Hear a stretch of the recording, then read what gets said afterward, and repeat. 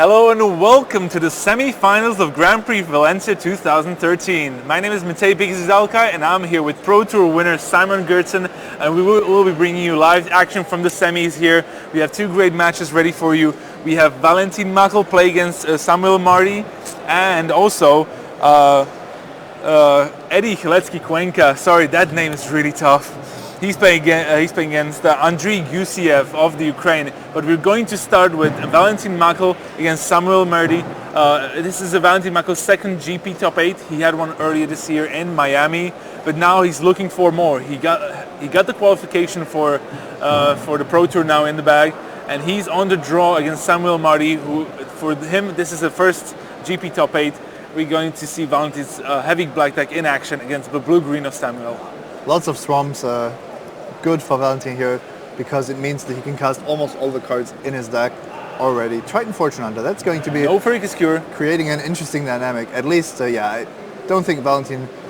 I think Valentin would have cast it if he had the chance, just because it also fits very well into his curve, and he has so many of them. Yeah. He also has an Ordeal of Erebos in his hand. I like the attack. Valentin can't block there ever. It does. Oh, even though on the block though, there's a Savage Surge in Marty's hand. He does tap out though for Wavecrash Triton, also very good. Marty's deck looks very powerful. Only powerful cards, Nimbus Knight and Arbor Colossus in his hand with the Savage Surge as a great support card. Valentin needs to really get going here because his black support cards aren't on the same power level. Yep, there's a Bloodtoll Harpy for Valentin Mackl getting on the board.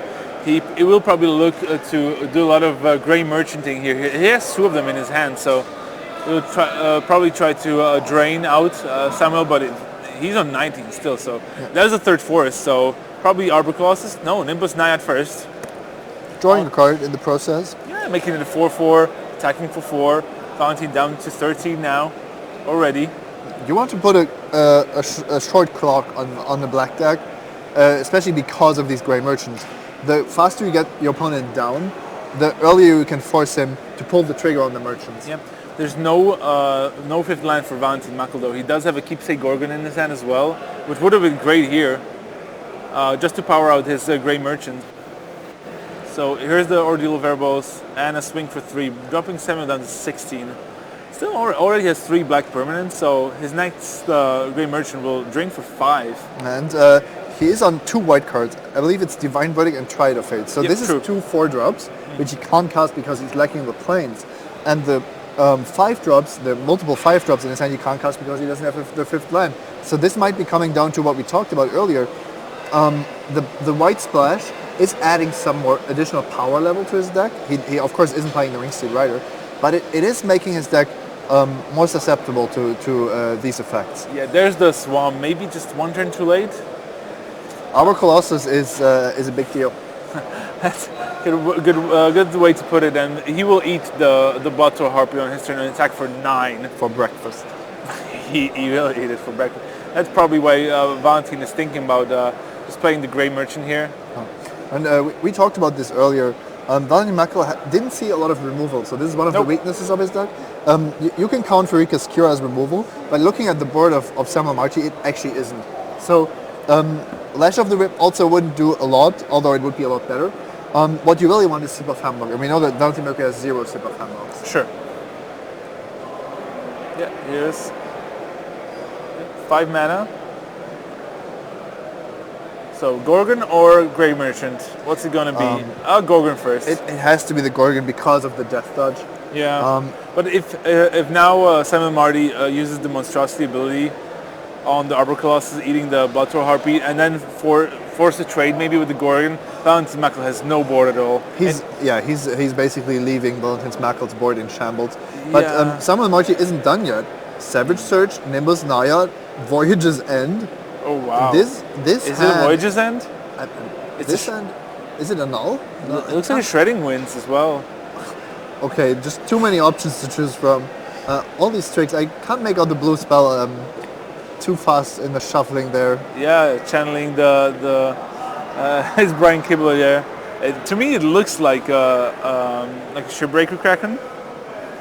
I'm not sure if he has one. I think it's a null. Let's check. Samuel Marti it's a deck shredding list. wins. The green card is a shredding wins for sure. He's main decking a null. I'm calling a null. Okay, you're probably right. You're the master. He also has 0 Shipbreaker cranks, but you can stick with your choice. No, it's fine. Okay. I think you've convinced me. All right. So yeah, with all these tricks, Wavecrash Titan is looking quite nice here. And something to consider is that Keepsake Gorgon isn't going to be monstrous just yet. So one possible line is just to activate Arbor Colossus to get that done, and then oh my god, no way, just take it to the air. Yeah, that's 8/8 flyer and a 4/4 flyer. I like how Valentin is just going, oh, how much damage is that? Yeah, 8, 12. Yeah, I better block. I should block the Colossus, yeah. So, yeah, that's what I do. Now Valentin down to 5. We will get to gain some life with Grey Merchant here. Yeah, but Let's have the planes, though. Oh, that's nice. That's a great draw. Yeah, I guess. He needs still... I mean, he's still in this game. Well, he can Divine Verdict to the Arbor Colossus, but then the Nimbus Knight starts being a creature again, and he will be down to 1. Well, in fact, he just dies to Savage Surge here. Oh, he does. He's right. taking too much damage, and he wasn't able to pull the momentum to his side. With Samuel Marti, just he's on a straight blue-green deck, but his power level, the power level of his cards is absolutely amazing.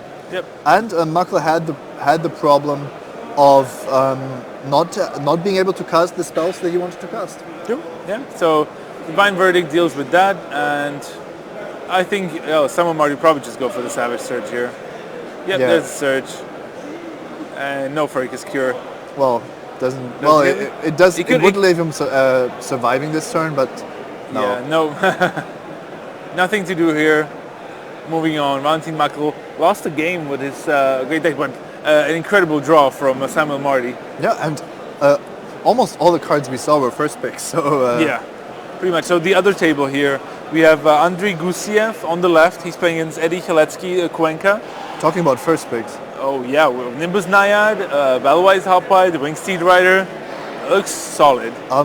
When we watched these players build their decks, it was clear that we had some very deserving players in the top 8 because they really know what's going on in Theros Limited. Yep. And this is why we see these decks being so aggressive and players knowing about the pitfalls of blocking in the format. And yeah, I really like how Eddie is playing. I think his cards are a little worse than those of the rest at the table, but he makes it up by being just recklessly aggressive, even when it doesn't look like he can afford to. Yep. So, but Nemesis Mortal is very big against the board of just 2/2s. It's very nice. The life totals are very even. Andrii Gusev does have 2 mana up. If there's a Battlewise Valor in his hand, he could just block the Agent of Horizons. But it doesn't look like that's the case. But currently, both players are basically threatening to win in 2 turns. And a blocker for any blocker for Andrii would mean taking 5 less damage, which is huge. Whereas Eddie is facing 2 flyers.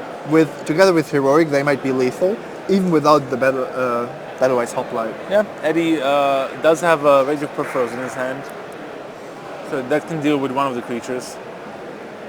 Yeah, it looks like he will take the damage here, go down to 8.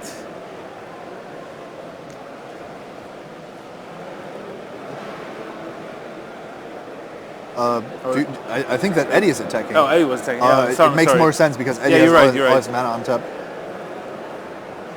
I did get confused for a second there, but... You know what's the worst feeling in the world? The worst feeling in the world? You tap 5 mana for Rage of Perforos. Okay. Targeting Wingsteed Rider. The opponent responds with Battlewise Valor. That sucks. Well, it's a pretty bad feeling. It is a pretty bad feeling. So I think this is why this turn is taking so long. You want to kill the best creature on the opponent's side of the board, but it might just be better to just go for a Nimbus Naiad here. Also, a card like God's Willing, there is a bonus attached if you target a heroic creature. On the other hand, Eddie knows that a sorcery. We do target the Nimbus Naiad here, and a sorcery speed card on the next turn, of course, would be better. But Andrii has 2 heroic creatures anyway. Yeah. Last price. I'm still deciding. This is always interesting, and I think it's quite skill intensive. It's not always, I'm putting lands to the bottom, but it's really making a plan for the next turns in the game.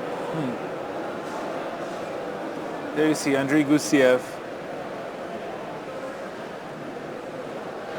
That's the thing. What can I do here with my 2 heroic creatures? Already facing down a Nemesis of Mortals. Really wants a bestow creature, or another aura, or deal anything really, because that would put Eddie on a 2-turn clock. Nope. So Andrii Gusiev is on 11 or 9. It looked like he wrote down 4. Yeah. All right. I was wondering. That was a big attack. So the 9 damage hadn't been updated yet. Yep. So Beast Rider attacks for 2. Battle-wise, Hoplite stays home. So it's looking very good for Eddie Chalecki Cuenca.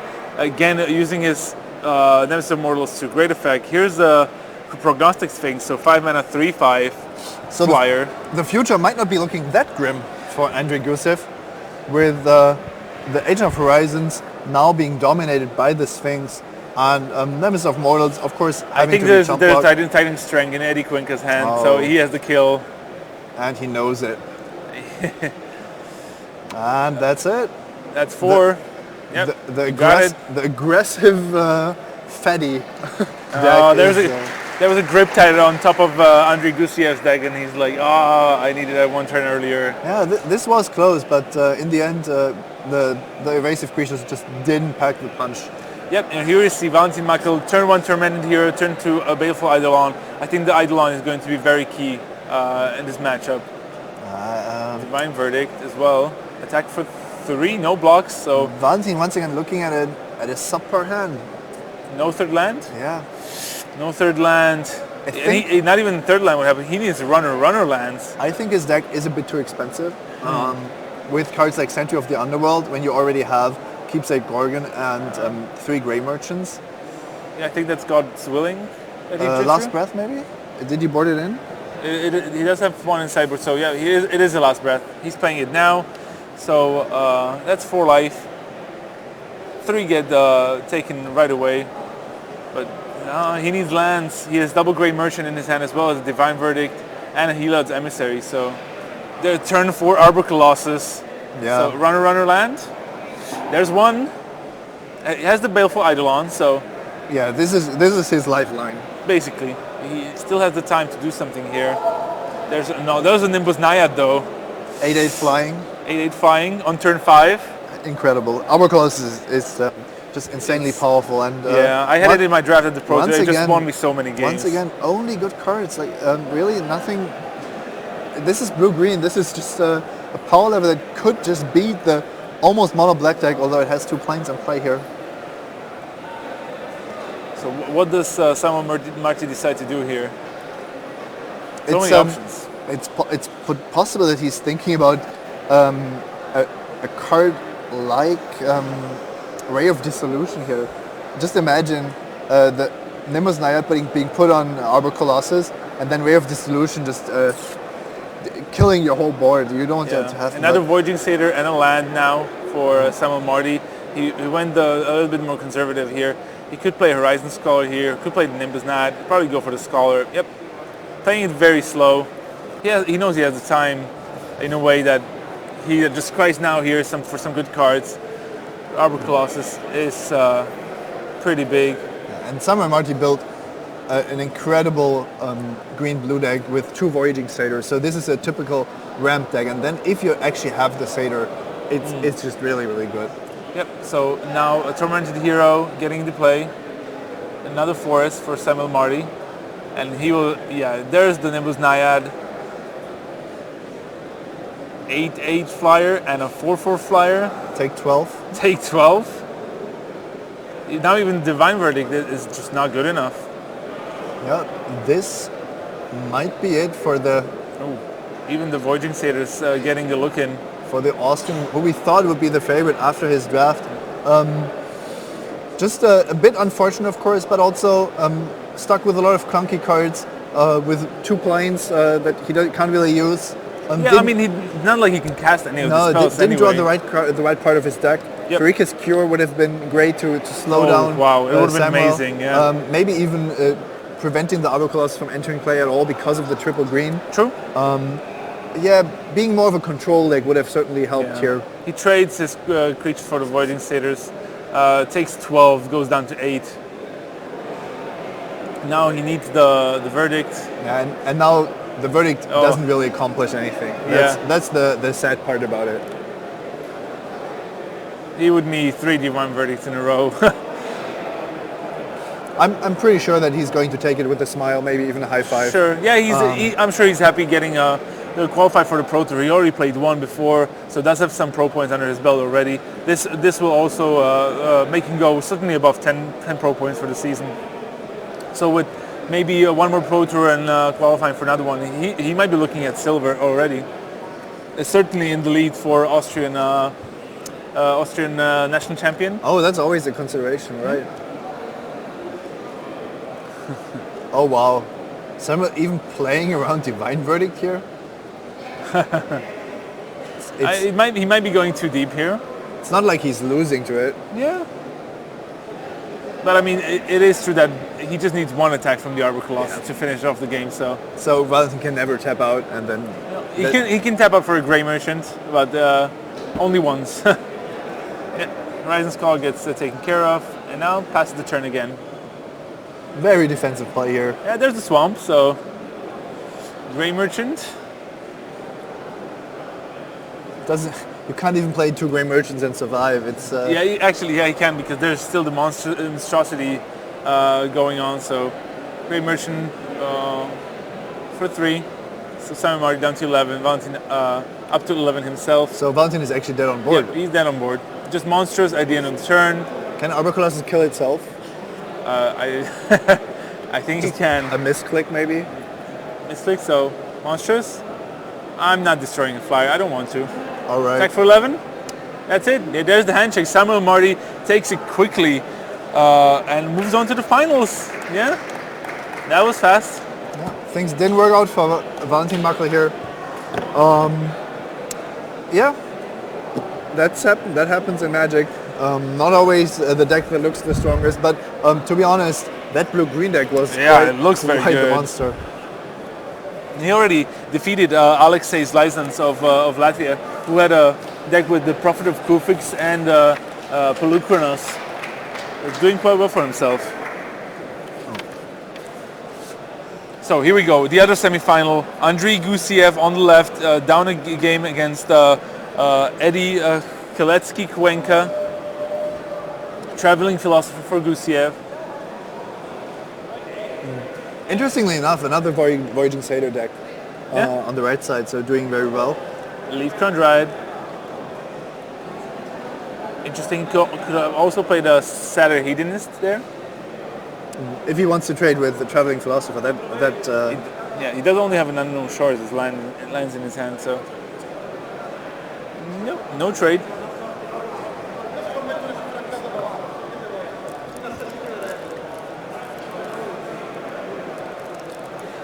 The Wingseed Rider, we know how powerful that one is, and a great turn 3 play from Andrii Gusiev.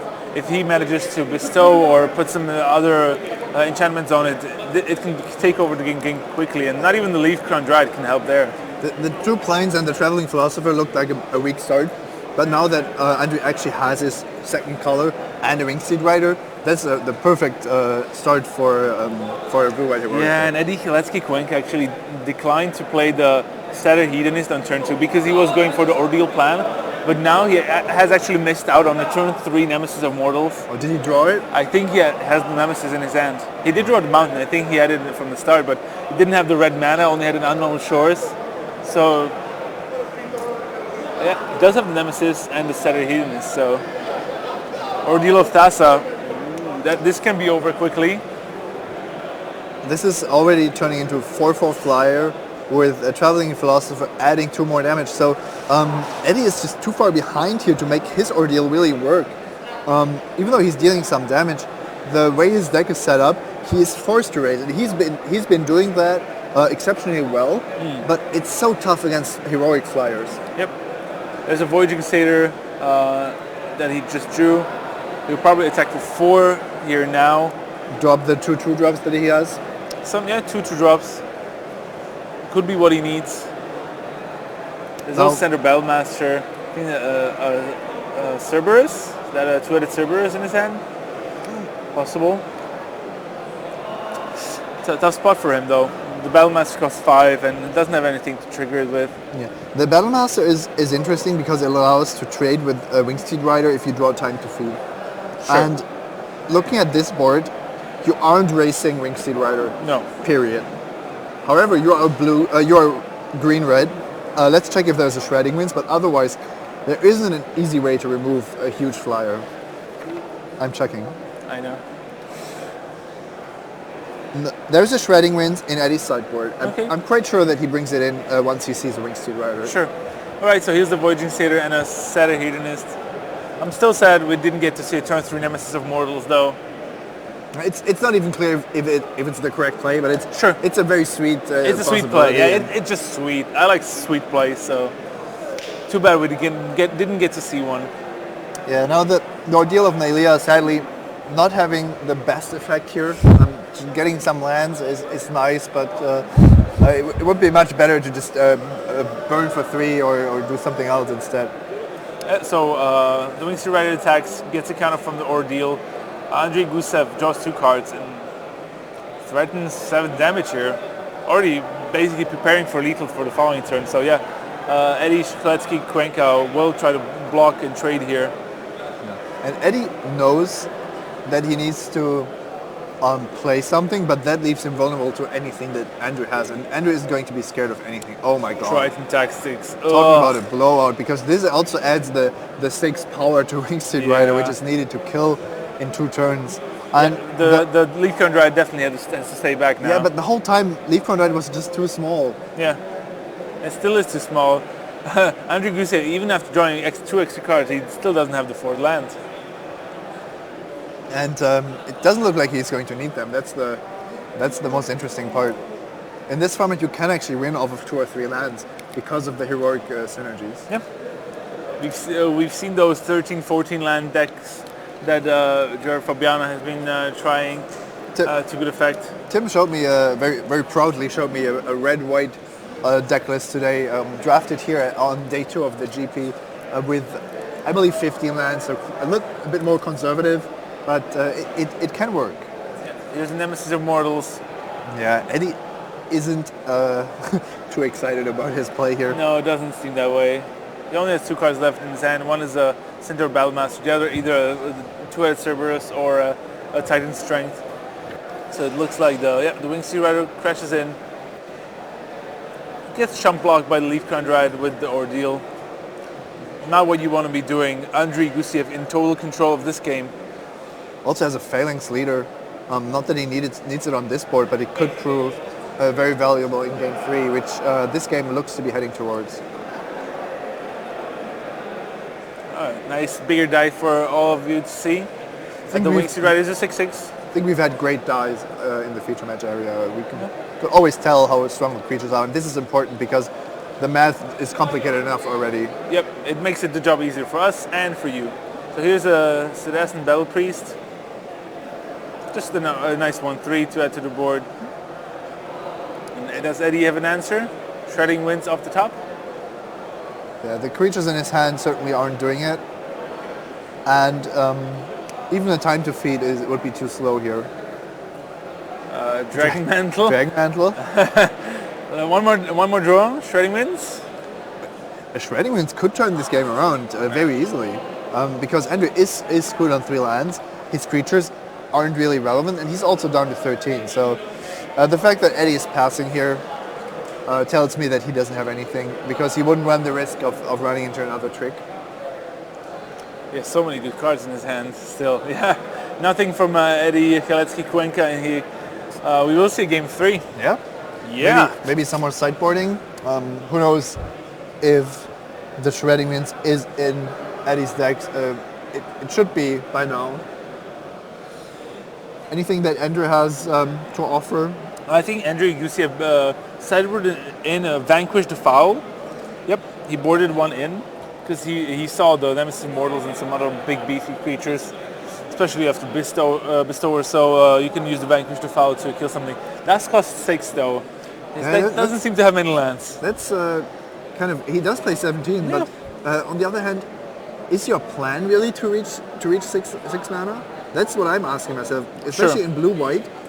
There is so much scrying going on, and you want, once you have 4 lands, you really want to put them on the bottom, and then you draw a 5th one anyway. You can bestow Observe and Outseed, and I think that should be the end of your curve. Yeah, there's some more sideboarding going on. There's a Ray of Dissolution being added to Andrii Gusiev's hand, so... Probably because of Leaf-Crown Dryad? Yeah, it's a good answer. Maybe boarding out the Vanquish to foul. I wasn't sure, I didn't see which card it was. Yeah, here you see the bracket. We saw on the upper side, Valentin Mackl first defeating Dmitry Budikov, but then falling to Samuel Marti, who also defeated Alexei's License before that. And on the other side of the bracket, Andrii Gusiev defeated Piero Lombardi, and Eddie Chalecki Cuenca defeated Roberto Maestro in some very close games, which went down right down to the wire with players being on 2 or 3 life. That was super interesting, and the winner of Andrii Gusiev against Eddie Chalecki Cuenca will face Samuel Marty in the finals for the chance to be the GP Valencia champion. Yeah, and this is blue-green against either blue-white or red-green, so quite interesting. The black deck has been eliminated. You know what, interesting to me that throughout the weekend we haven't seen many red-green decks. We've seen a ton of blue-green, blue-black, green-white even, but not a lot of red-green overall. Even more red-black decks than red-green. Yeah, true. But red-green is also not that easy to make work.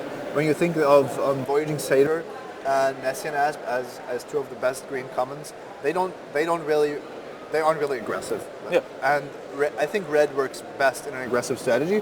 Eddie is just taking the green cards and keeps attacking with them. That's a good plan. I'm not saying that's bad. It's incredible, and he's doing very well with it.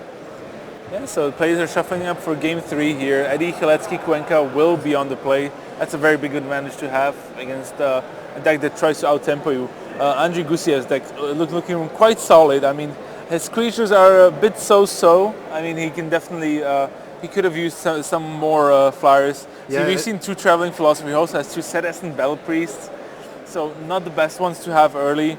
But does have a Phalanx On the other Leader. hand, we saw a board of Nimbus Naiad, Battlewise Hoplite, and Wingsteed Rider, which is an amazing board. Yeah, and that was the game that he lost.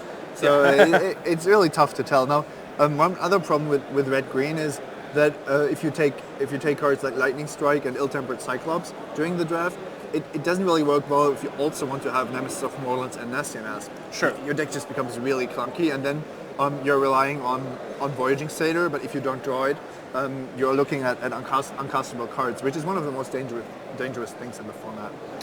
Yeah. Which is why I like the Agent of Horizons, even though they aren't good, they fill the spot in the curve. Yeah.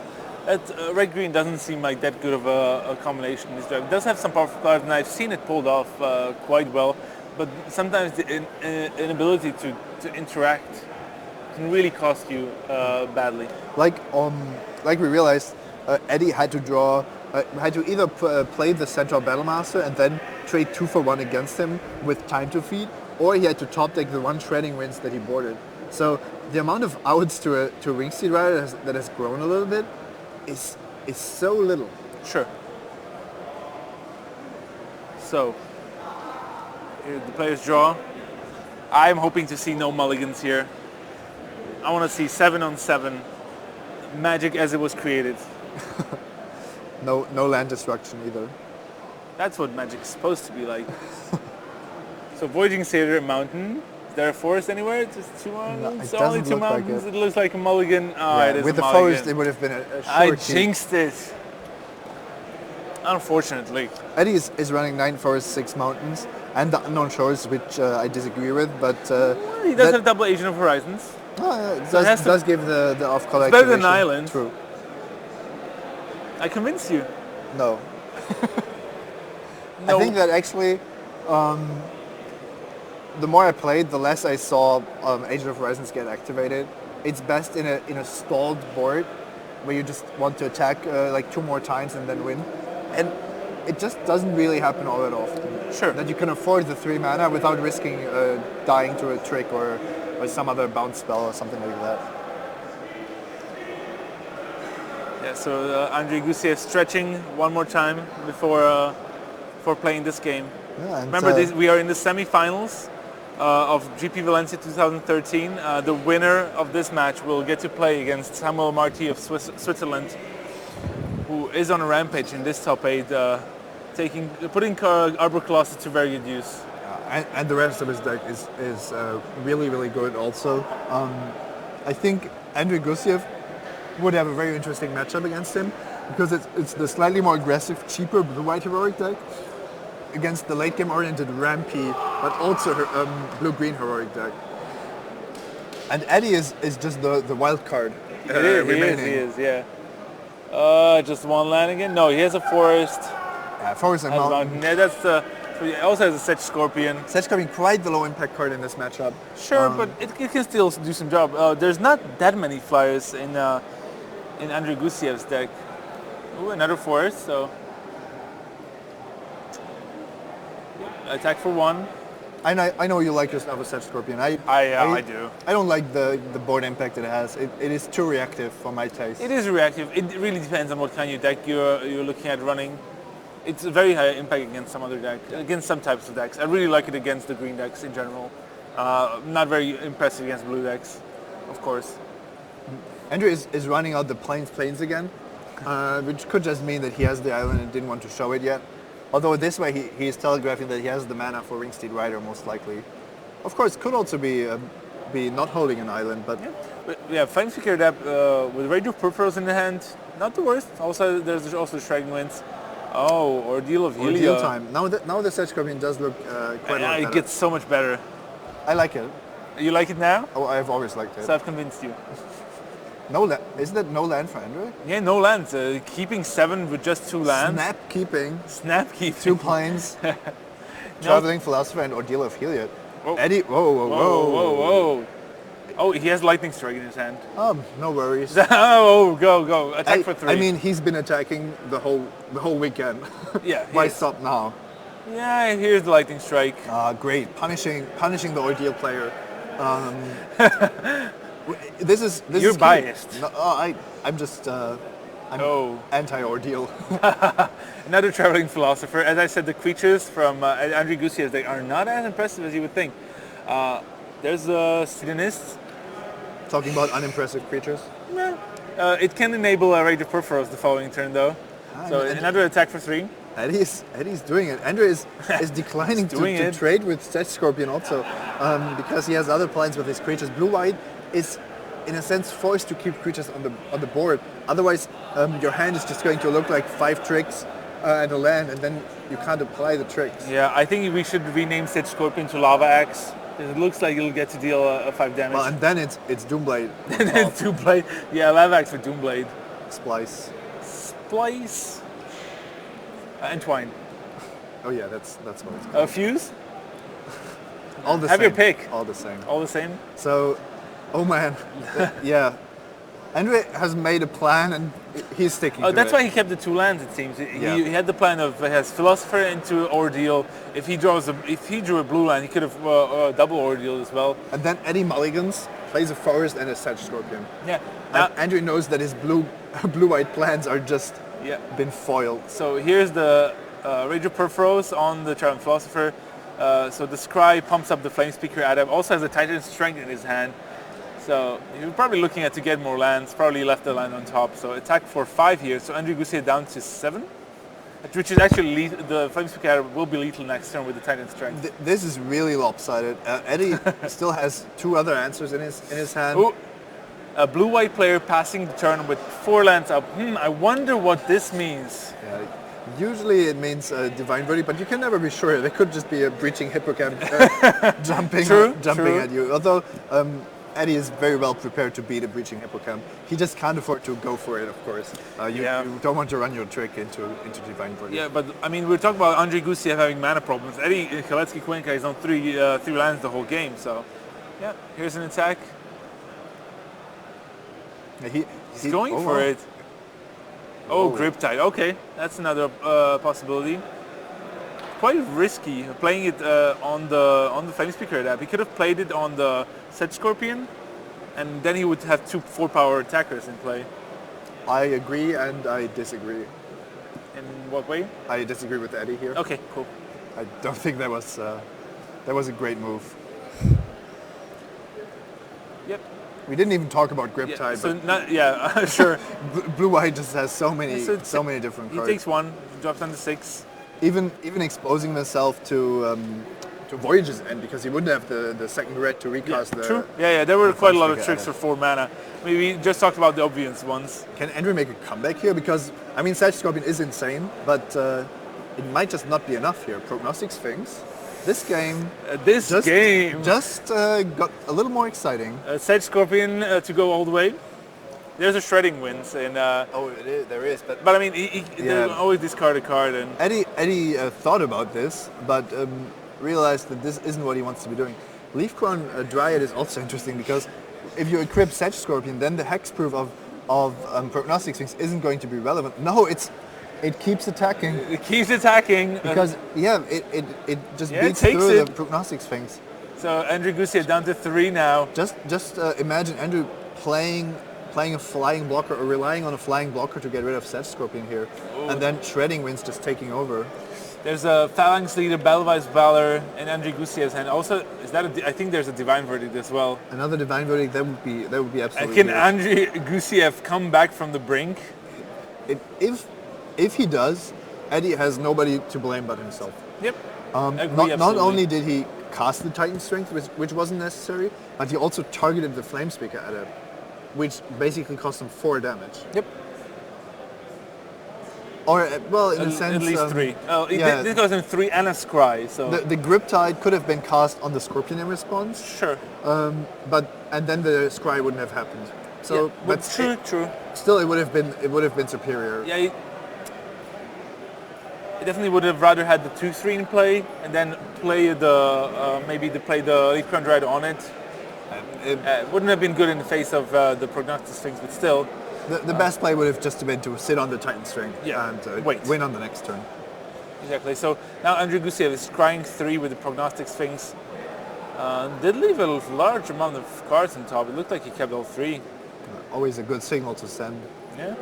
I can now be able to play maybe a Phalanx Leader. Andrii has been blown out 2 times when his plans of casting Ordeals just didn't work out at all. And now it looks like he might actually be winning this game, which would just be amazing. Eddie can still start going on the defensive, and but he's used the 1 lightning strike he has. He only has 1, so don't think there is a lot more reach in his deck, meaning that he won't be able to. Yeah, he won't be able to burn his opponent out, I'm afraid. Yeah, and actually the Prognostic Sphinx can end the game quickly because he does have some pump spells. The Sag Scorpion attacks, Phalanx Leader blocks. What's in his hand here? Battle-Wise Valor, maybe? He does have a Battle-Wise Valor for sure. We know that. Well, he had to block to survive, but now he really wants to cast them something here because otherwise, well, it might just be that the leader dies. Just blocks. Does he have Ray of Dissolution? That would be insane. Targeting the Leaf Crown Dryad, getting the 2-for-1. It's a 2-for-2, but it would still feel like a 2-for-1. And there's a Flame Speaker adapt. Ray of Dissolution. Ray of Dissolution end of turn. 3 mana. Ray of Dissolution on the Leaf Crown Dryad, meaning that it falls off. This is payback. It is payback. This is payback for the blowouts in the beginning of the game. Yeah, and the Sag Scorpion does as well. It took 1 damage, so... and I go back up to 6. And now the Sphinx will be able to attack Eddie Chalecki Cuenca down to 8. Turning the game around on its head. I mean, sure, we talked about that one, the Titan Strength not being at its best there. Even if it had been played on the Sag Scorpion, still the game wouldn't have looked that well for Eddie Chalecki Cuenca. So he probably would have been better off not playing anything there. Yes, but we have to keep in mind that it's Sunday evening, it's quite late on Sunday. These players have been playing a long weekend long, and also psychologically, you know that if the Titan Strength resolves, you are in the finals of Grand Prix Valencia 2013. True. So it is it is difficult to resist sometimes. I totally understand. I always like going for the win. And suggesting Battle Priest, a 1-3 with a heroic trigger that gains you some more life. We know that Andrii Gusiev has a Battle-Wise Valor in his hand, so you can definitely match up here. And the thing is, Eddie has the shredding winds that would have kept him alive in the previous game, but now it is prognostic swings. Yep.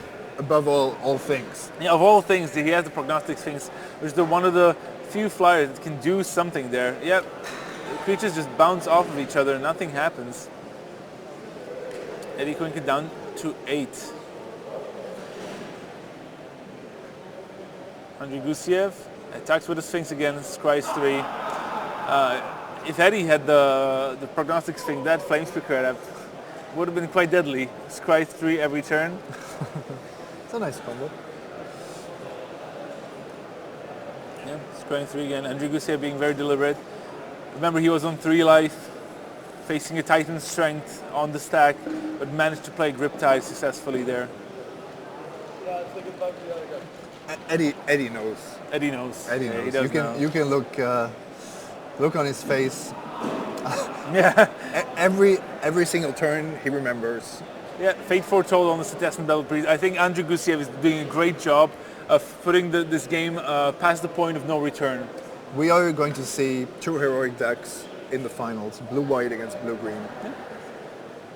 Oh, more lands for Eddie Cuenca. He can still play the Shredding Winds on the Prognostic Sphinx before it attacks to tap it after Andrii Gusiev discards a card. But that will just delay the inevitable, it seems. And I agree that Andrew plays this very nicely. He knows that gaining the life is huge. He had a great Ray of Dissolution there, and at the same time, he never goes below 2 cards in hand. He knows that Prognostic Sphinx is his way to victory, and a life total of 8 against Eddie's deck is almost guaranteed to be victory here. Even Nemesis of Maldus wouldn't cut it at this point. Yeah, it's too late. Andrii Gusiev has managed to wiggle his way into a great position. And he probably can't believe it himself, but of course he's taking the opportunity that has been granted to him. Yep, so declaring attacker's Shredding Winds on a Prognostic Sphinx. Andrii Gusiev will certainly find a card in his hand that he wants to get rid of. Well, yeah, of course he has to protect the Sphinx, but Eddie's just casting this to prevent 3 damage and the scry from happening. This card's the Horizon Skull of all cards. Wow. That's a pretty strong. Probably Nimbus Naiad on the strong signal. On that's Nimbus Naiad. So gaining 2 more life and just making it sure that Andrii Gusiev will be on enough life to not to die. Maybe even Portent of Betrayal does nothing. Yeah. It does pump up the flame speaker, so there's always this to consider. I think that Andrei probably could have cast that before declaring his attackers. Sure. But he's threatening a 2-turn clock anyway. Yeah, there's the handshake. So Andrii Gusiev will get to go to the finals, and will we have 2 Ukrainian GP winners in 1 year? Mike Krasnitsky already took down GP Verona, and even though Ukraine has not made a big mark on the Pro Tour scene, they might just well take over the European Grand Prix.